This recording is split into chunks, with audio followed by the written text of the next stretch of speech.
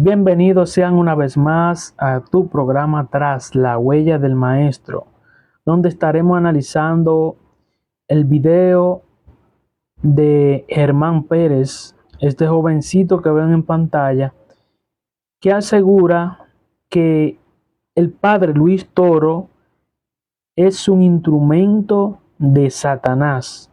Entonces vamos a analizar el video a ver qué es lo que él dice del padre Luis Toro y por qué tiene que hablar de esta manera. Sin más preámbulo, comencemos. Tras la huella del maestro, en busca de la verdad. Estamos de vuelta aquí y vamos a analizar este video. Vamos a ver qué es lo que dice este jovencito sobre padre Luis Toro, que un video que se ha hecho muy viral por la forma que él habla del padre Luis Toro. Muchos hemos oído del padre Luis Toro, ya que sus videos de debates bíblicos se han hecho virales en las redes sociales. Pero ¿sabías que detrás de este personaje hay una gran estrategia de Satanás para confundir y alejar a las personas de la verdad? Yo soy Germán Pérez y en este video te revelaré las 4 claves que usa Luis Toro para confundir y engañar a las personas y verse siempre como el ganador del debate, aunque no lo sea. Comencemos.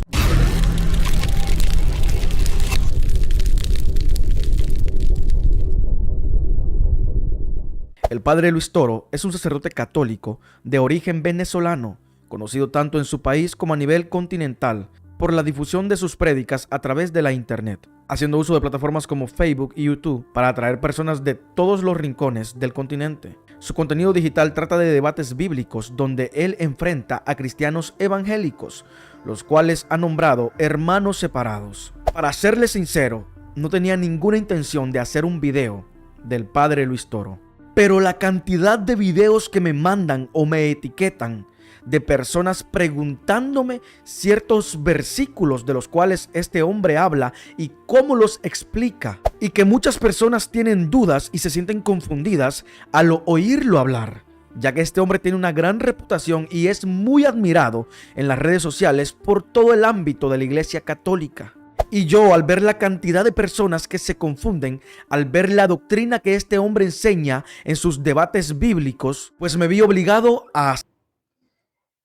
Veamos la reacción de él cuando él dice su debate bíblico, o sea que totalmente es como si él estuviera diciendo que el padre Luis Toro no habla en sí, que sus enseñanzas no son bíblicas. Entonces habla entre comillas, o sea que lo que el padre Luis Toro predica, enseña, no es bíblico, supuestamente. hacer este video para aclarar muchas dudas, así que espero que este video sea de bendición a sus vidas. Sin más preámbulo, comencemos. Para mí estas son las 4 claves que este hombre usa para poder ganar todos sus debates o verse como el ganador de dichos debates, y así la gente le da a él la razón y dice: wow, tiene razón, este hombre sí sabe de la Biblia y sí sabe cómo discernirla. Pero escucha lo siguiente. La primera, número 1, que escoge personas, cristianos, pastores con poco conocimiento. Para. Santi, ayúdame aquí. ¿Qué escoge? Escoge personas con poco conocimiento. Y si ustedes entran a la plataforma del padre Luis Toro, todos los debates que ha tenido el padre Luis Toro son con grandes pastores de congregaciones evangélicas que debaten con él, y no es que el padre Luis Toro en sí busca un debate con ellos, sino ellos llegan donde está el padre Luis Toro. Con poco conocimiento. Escoge personas para sus debates que nunca han tenido un estudio teológico ni tan siquiera un curso bíblico. Otra mentira. Dice que nunca han tenido ni siquiera un curso bíblico los que han debatido con el padre Luis Toro, y pueden ingresar a los videos y ustedes se darán cuenta que la mayoría tienen conocimiento de la palabra al debatir con el padre Luis Toro, pero debemos saber que cuando él habla así de esa manera para tirar completamente el padre Luis Toro abajo, como que el padre Luis Toro se quiere hacer sabio en su propia palabra. Veamos. Casi siempre son personas con poco conocimiento de la Biblia, poco preparados, cristianos de pueblo, personas con poca capacidad de interacción, y eso pues obviamente le da mucha ventaja a él, ya que la Biblia dice en Oseas 4:6 que mi pueblo perece, o sea, fracasa por falta de conocimiento, y estas son las personas que él escoge para debatir, con muy poco conocimiento bíblico. La número 2, no los deja hablar tranquilamente, interrumpe, en ocasiones les da un tiempo determinado y también es muy astuto en el juego de palabras. Si sienten dudas sobre esto, simplemente miren los videos donde el padre Luis Toro le da un tiempo determinado para que ellos expresen su idea, su diálogo, y luego el padre Luis Toro le toca otro tiempo que es donde les refuta lo contrario a lo que los pastores dicen. Entonces él dice que no lo deja hablar de tal manera como que si el padre Luis Toro simplemente tuviera el poder de hablar y los otros no. Pero si ustedes analizan los debates que ha tenido el padre Luis Toro, se darán cuenta que él le da todo el tiempo suficiente para que hablen. Sin contar que muchas veces se burla y usa un tono jocoso. Tocaste el punto que nosotros llamamos María prostituta, es una mentira tuya. Hermano, ¿llamamos prostituta a María? No. A ver, mentira. Yo creo... Uno, escucha, yo te dejé hablar, No, ahora déjame hablar tú a mí. Yo hice una pregunta. Bueno. Hey, juez. Sí. Tranquilo. O sea, ¿tú me vas a dejar hablar o no? Dense en cuenta que en ese debate, no sé cuántos lo han visto, el padre Luis Toro, él le hace una pregunta al padre Luis Toro, pero el padre Luis Toro tiene que responderle obviamente a la pregunta que él le hizo. Pero él no quiere que le responda. Le hace una pregunta, pero no quiere que el padre Luis Toro le responda. Entonces, aquí, ¿cuál es el que está mal? El que no deja hablar. Usa mucho el todo lo que diga será usado en su contra. Esto hace que muchos de los que debaten con él se frustren y no puedan pensar con claridad. Psicológicamente les ganó sin haber argumentado nada. De esa forma, las personas que lo escuchan, sin tener conocimiento del contexto de los versículos que él lee, aceptan el pensamiento que él les ofrece en sus debates, a tal grado que cuando alguien lo rebasa en conocimiento e interpretación de la Biblia, mejor termina el debate rápidamente. ¿Qué día podemos debatir? Usted puede ir, vamos, yo el lunes estoy en Buenos Aires, allá lo espero. En este video podemos analizar que este joven llega a debatir con el padre Luis Toro, pero como el padre Luis Toro no tiene tiempo suficiente, le dice que él puede volver otro día o dirigirse hacia un lugar donde el padre Luis Toro iba a estar en los siguientes días. Entonces el padre Luis Toro obviamente está ahí y él es el que llega para poder debatir con el padre Luis Toro, pero el padre Luis Toro le dice que no tiene tiempo. Pero ustedes ven todos los debates del padre Luis Toro y automáticamente usted va a ver que él debate con todo siempre y cuando no tenga misa y no tenga celebración. Y él a veces en ocasiones dice, después de la celebración pueden venir y podemos debatir.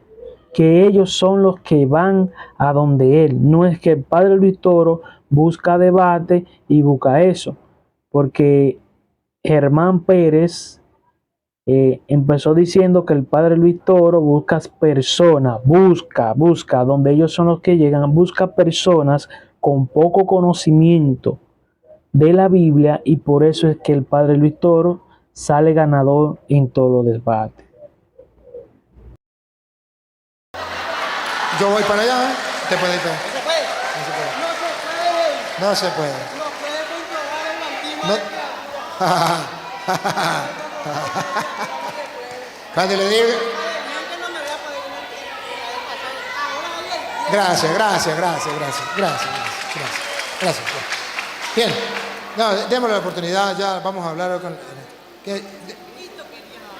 Número 3. Saca por completo de contexto los versículos de la Biblia. Solo extrae lo que le interesa comunicar, pero el contexto o de lo que están hablando, él no lo menciona. De esa manera le da una interpretación completamente equivocada, pero lo argumenta bien en su propio criterio y tuerce.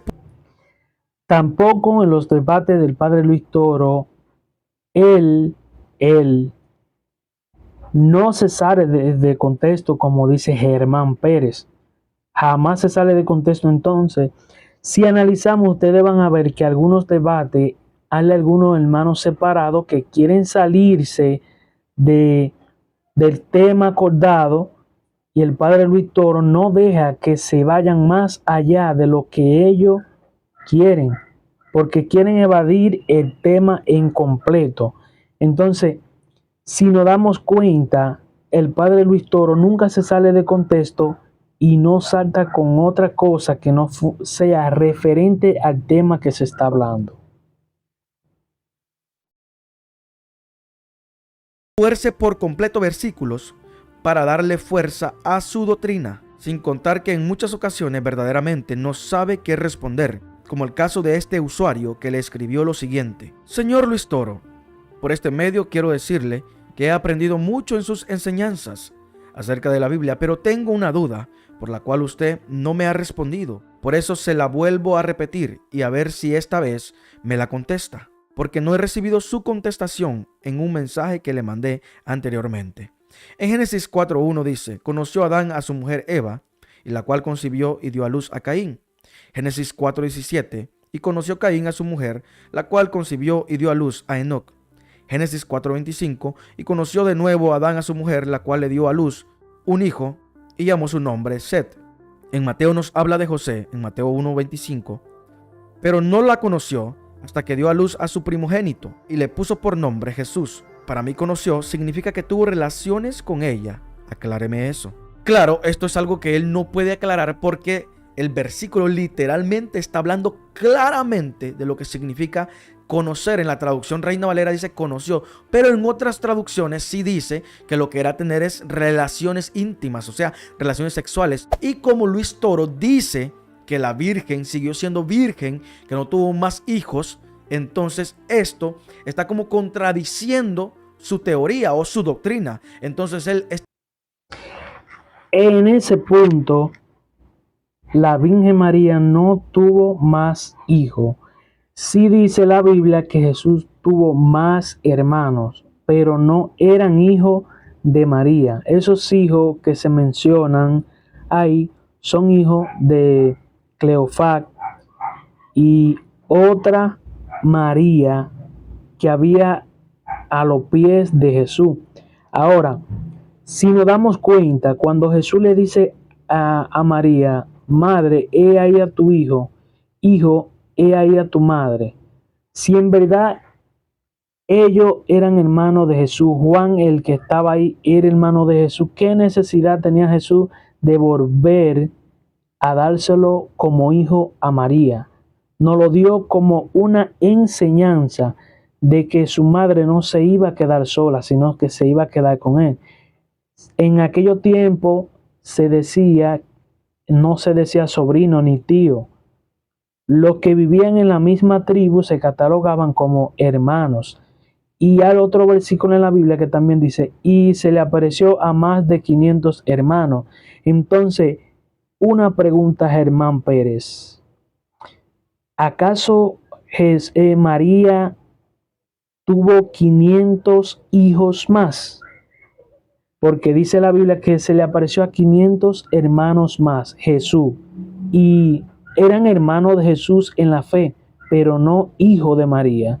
En ninguna parte de la Biblia usted va a encontrar que dice Juan, hijo de María, fulano, hijo de María, fulano, hijo de María, Jacob, hijo de María. No. En ninguna parte de la Biblia usted va a encontrar eso, que diga así. Pero sí va a decir hermanos de Jesús. Porque cuando Jesús estaba en el templo, que llegó su madre y los discípulos, los otros le dijeron a Jesús, ahí te buscan tu madre y tus hermanos. ¿Cuáles eran los hermanos de Jesús? Los que vivían en la misma tribu. Y Jesús le dice, mi madre y mis hermanos son aquellos que hacen la voluntad de mi Padre. En pocas palabras, Jesús le estaba diciendo a ellos que lo que hacían la voluntad de Dios son sus hermanos. Entonces él no estaba negando de que su madre era su madre, no, en ningún momento.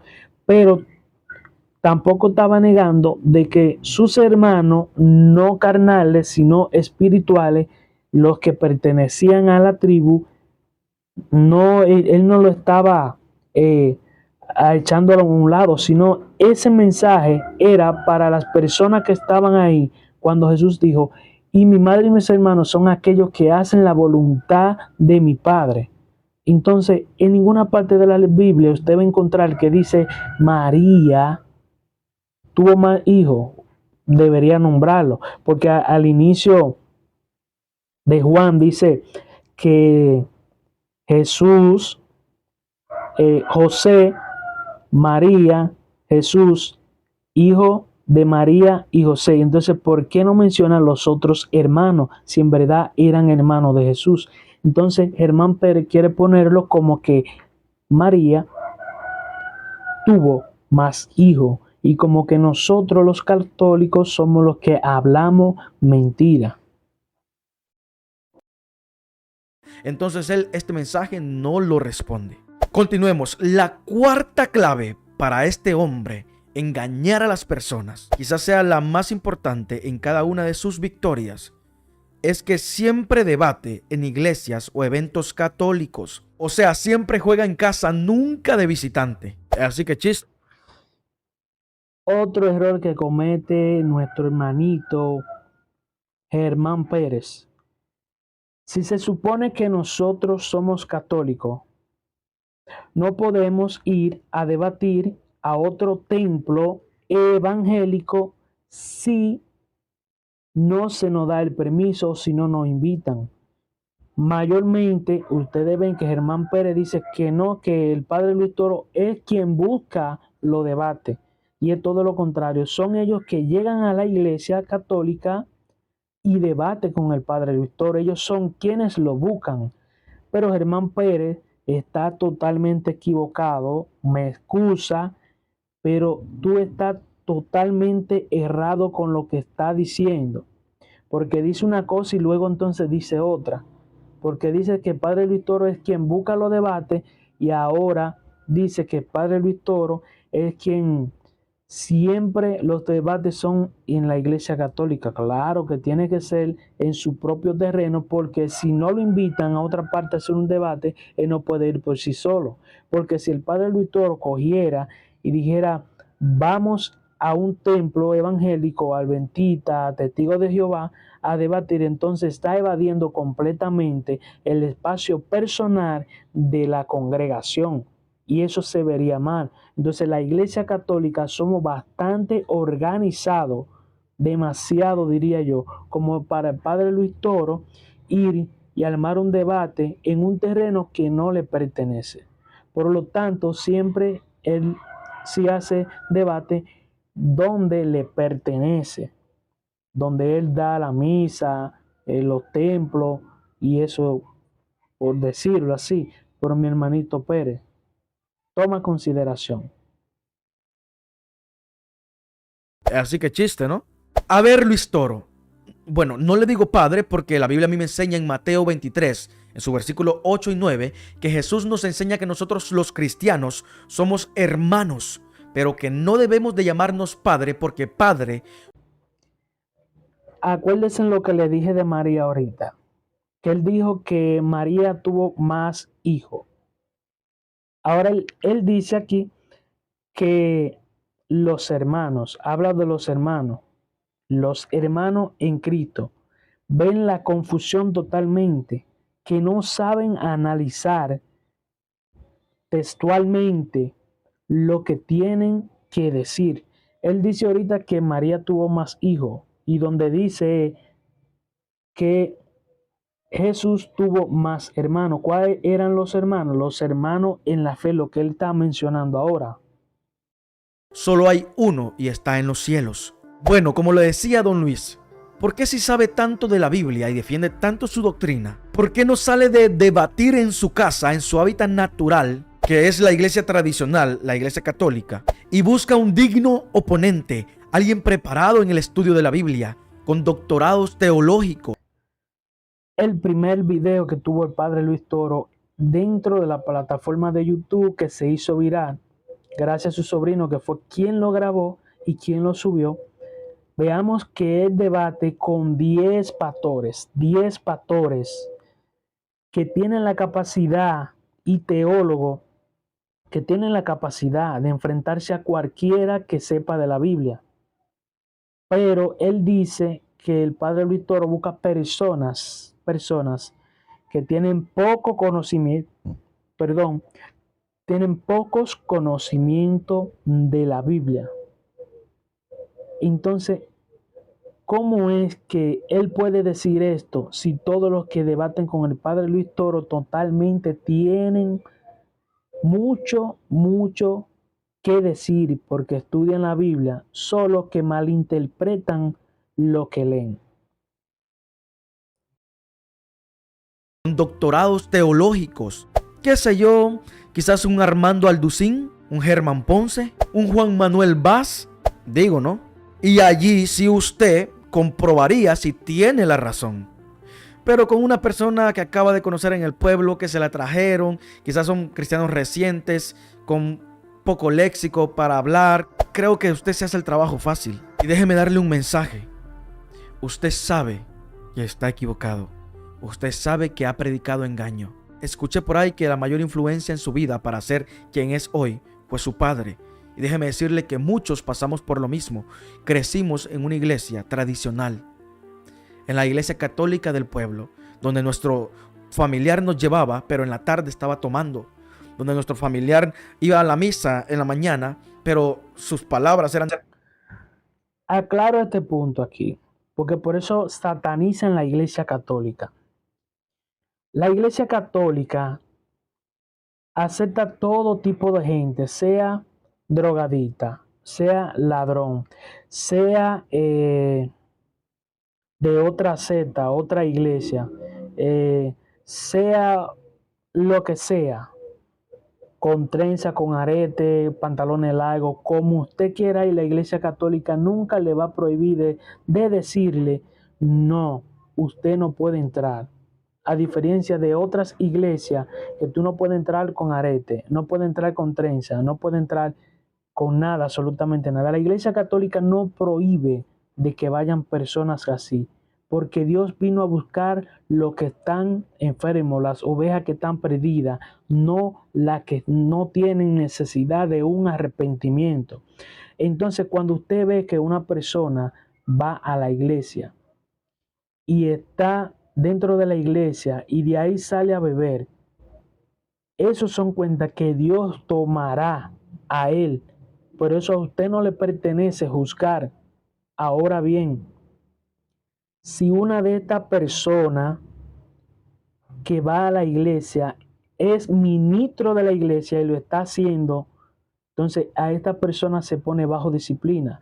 Pero el oyente que dice ser católico, no cristiano católico, católico de nombre, de esos que van simplemente los domingos, que van por ir, eso sí, salen a beber, se van para la gallera. Pero eso son cosas que Dios la va a juzgar Él, no nos pertenece a nosotros. Por eso en la iglesia católica se acepta todo tipo de personas que sean oyentes. Puede ser un ladrón o lo que sea. Ahora bien, nosotros no podemos juzgarlo por lo que ellos están haciendo. Solo Dios puede juzgar. A diferencia de otras iglesias,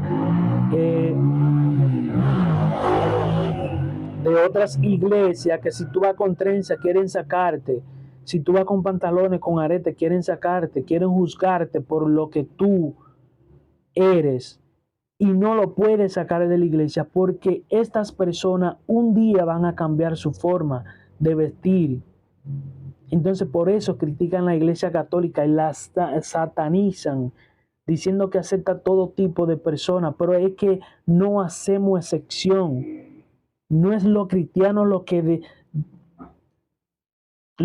verdaderamente necesitamos de Dios. Lo que se necesitan de Dios son aquellos que van a la iglesia y no le importa ir borracho, con pantalones, como sea, no importa, no hace excepción de personas. Jesús no hace excepción de personas.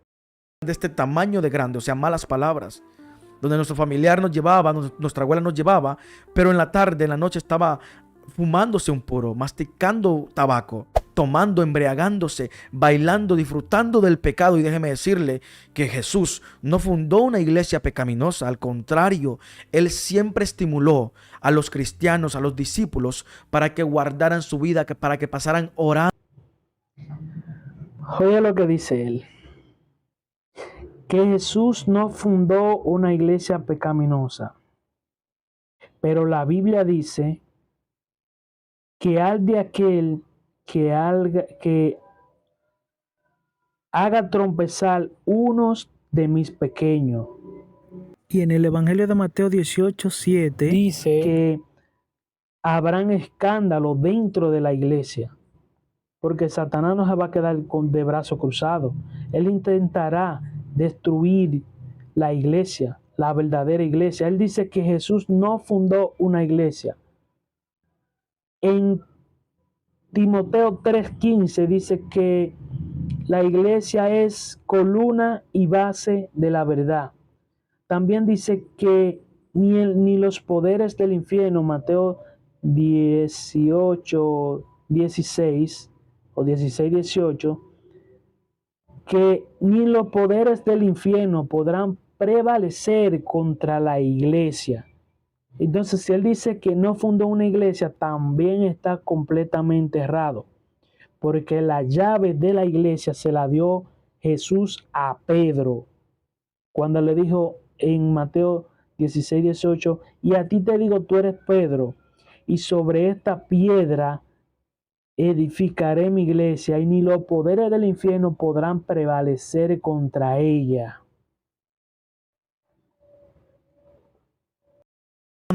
Para que pasaran consagrándose en la presencia de Dios. Déjeme decirle que nosotros no somos los separados. Nosotros somos la iglesia de Cristo Jesús. Y usted sabe. Cuando él habla que somos los separados, ¿por qué la iglesia católica dice que ellos son los hermanos separados? Porque hubo una división cuando Martín Lutero, que ellos mismos lo conocen, se dividió siendo sacerdote de la iglesia católica, se dividió de la iglesia católica, por eso se le dicen hermanos separados, porque Martín Lutero iba en contra de algunas cosas que la iglesia católica afirmaba que eran verdaderas, pero para él no lo eran. Entonces Martín Lutero es el primer hereje, porque cuando sale de la iglesia católica, traduce al alemán la Biblia, la Reina Valera, y en Apocalipsis dice que aquel que quite o ponga a la palabra de Dios, toda la plaga que existen en el libro caerán sobre él. Martín Lutero fue el primero que agarró y cuando tradujo la Biblia, cuando la Biblia tenía compuesta, que fue hecha por la Iglesia Católica, recopilada, los libros, tenía 73 libros. Y Martín Lutero sacó 6 libros, tradujo la Biblia al alemán. Entonces eso se llama herejía, porque la misma palabra dice que tú no le puedes agregar ni le puedes quitar. Entonces Martín Lutero automáticamente traduce la Biblia al alemán, la Reina Valera, y le quita a la palabra, a lo que es palabra de Dios. Entonces, ¿dónde está la herejía?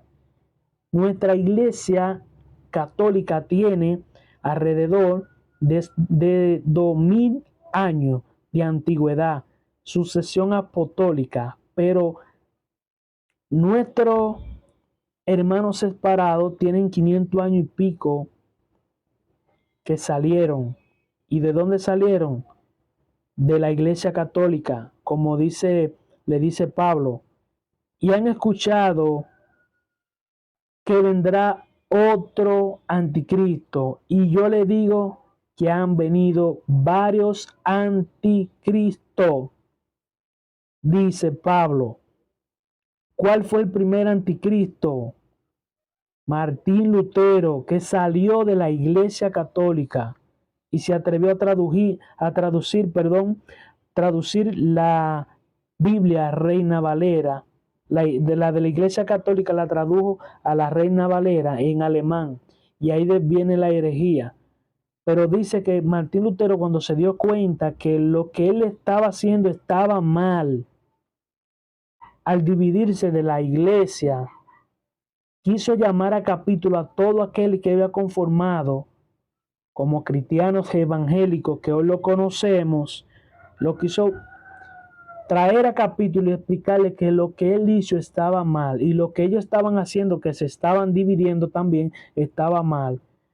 A él le dijeron sus seguidores que el primero en dividirse de la Iglesia Católica fue él. Entonces, ¿cómo es posible que tú me digas a mí que no existe una iglesia donde fue Cristo Jesús que la fundó en Pedro cuando le dio la llave del reino? Lo que tú ates quedará atado, y lo que desate quedará desatado. Le dio la autoridad a Pedro, sucesión apostólica hasta ahora, lo cual las otras iglesias no tienen absolutamente nada de eso. Sabe que ha servido para piedra de tropiezo. Y ahora usted, amado amigo y hermano que me escucha, no se deje engañar por este tipo de personas que lo único que hacen es ser instrumento de Satanás para confundir y alejar a las personas de la verdad. No lo haga porque yo se lo diga. Y le llama instrumentos de Satanás. Entonces, ¿cuáles son los instrumentos de Satanás? Los que se apartan de la verdadera iglesia, o los que pertenecen en la misma iglesia que Cristo fundó.